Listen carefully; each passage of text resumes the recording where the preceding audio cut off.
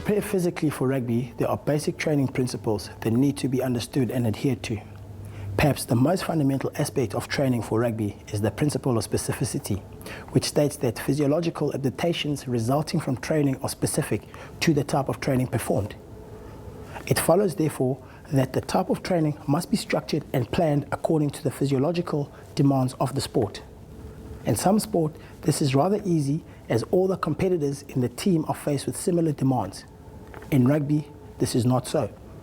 Consider that the primary task of the forward players is to wrestle and compete physically for the ball, while the backline players are required to be able to run fast with the ball while avoiding being tackled.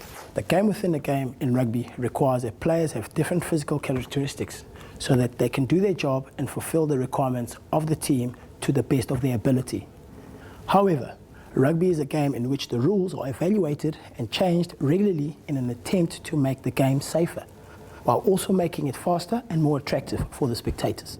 This game within a game confounds the understanding of the demands of the different playing positions and therefore the way that players need to prepare for matches, because the demands on the players change as the rules change. Here is Associate Professor Mike Lambert to elaborate on how the game has changed over the years. Many of the law changes in rugby were designed to make the game safer, but others were made to make the game more appealing to spectators. Following the onset of professionalism in 1995, the ball is in play for almost 10 minutes more. For example, in 1991 Rugby World Cup, the ball was in play for on average 24 minutes and 48 seconds. And in 2007, this time has increased to 35 minutes and 12 seconds. This evolution of the game has resulted in drastic changes in the physical demands on rugby players. A very large increase in the number of rucks and tackles in the professional era has also led to a greater impact stress for each player. These changing demands require a refined development of the characteristics determining the fitness profiles of players. This, together with the greater knowledge and implementation of nutrition, supplementation and resistance training programs, has resulted in significant changes in the physical profiles of players. This has even been evident in schoolboy rugby. Since 1968, Craven Week players have increased their body mass on average from just under 77 kilograms to 85 kilograms in 2007. Players have become bigger, faster and stronger over the years. Rugby players wanting to perform well and have a lesser risk of injuries therefore have to train effectively and prepare themselves properly. Rugby players are faced with very specific challenges, as invariably they are expected to peak several times a year for specific games or tournaments. Any deviation from peak performance will inevitably result in them losing their place in the team, and for professional players, this has financial implications. Physical conditioning has therefore become increasingly important, and strength and conditioning trainers have to apply themselves even more to avoid the risks of overtraining, possible injury and a decline in rugby performance. To limit any of these risks, fitness coaches therefore need to implement a strategy of using a structured variation in training referred to in the strength and conditioning literature as periodization. The training year is divided into 4 main training phases: the off-season, pre-season, in-season or competition phase, and the post-season active recovery or transition phase. Each phase has a unique training focus. Here is Justin Durant, Manager of High Performance at the Sports Science Institute of South Africa and consultant to the South African Rugby Union, to tell us more about what to do during these phases of training.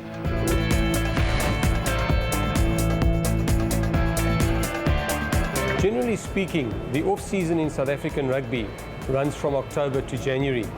This is a critical time for players to take advantage of completing resistance training. During this phase, the typical focus should be on building muscle mass, although a beginner would initially complete a preparation period of general muscle conditioning. Muscle mass is critical for performance as it enables the player to generate large forces. Bigger and stronger muscles also protect the body and joints against injury. In order for a player to increase muscle mass, they would have to do high volume resistance training covering all major muscle groups. In essence, what this means is that they would need to do 3 to 5 sets of 6 to 12 repetitions. The amount of general conditioning included in this period is largely dependent on other factors such as body fat and current fitness levels. As there is a trade-off between endurance conditioning and building muscle mass, smaller players who are at greater risk of injury should rather be advised to place emphasis on resistance training rather than general fitness in this phase.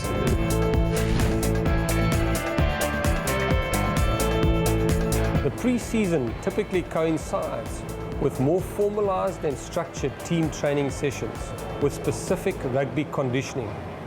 This usually takes place between January and late March.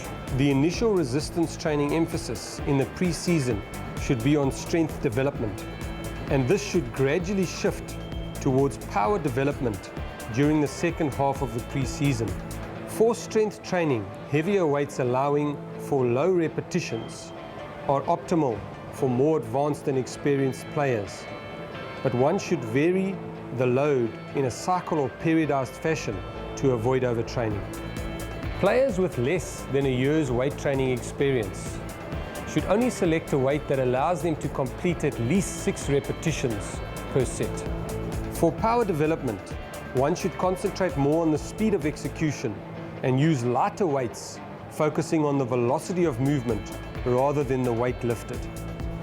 Explosive exercises are always done at the beginning of a session when the players are still fresh. Examples of explosive exercises are plyometrics, such as jump squats, clap push-ups, and Olympic lift variations, such as power cleans and push presses. Power exercises should only be performed if one is sure of the correct technique and proficient in performing these exercises. If a player is unsure of his technique, he should first consult a professional before attempting the exercise. As the in-season approaches, what we usually do is the training becomes more rugby skill specific.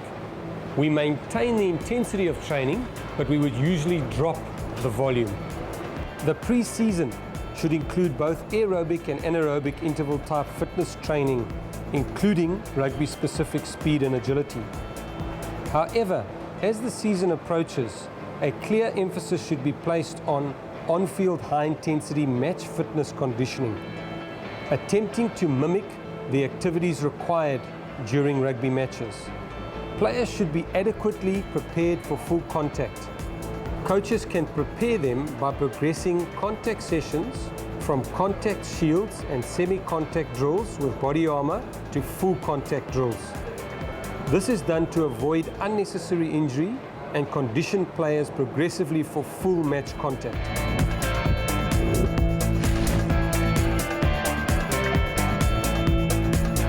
The in-season usually lasts from March till September. It's during this phase of the season that we try and maintain the gains in strength, fitness and power that were developed in the off and pre-season period. This is one of the greatest challenges for players and fitness training. It is, however, possible to maintain these aspects of conditioning with correctly designed programs. It is also important for players to keep on training at least twice per week in the gym throughout the season. Coaches often incorrectly assume that they do not need to do any fitness conditioning work during this period. Coaches should, however, attempt to keep sessions and practices as short as possible. The heavier and more intense strength and conditioning sessions should always take place at the beginning of a week, and their speed, agility and power sessions should take place in the mid to end or latter part of the week.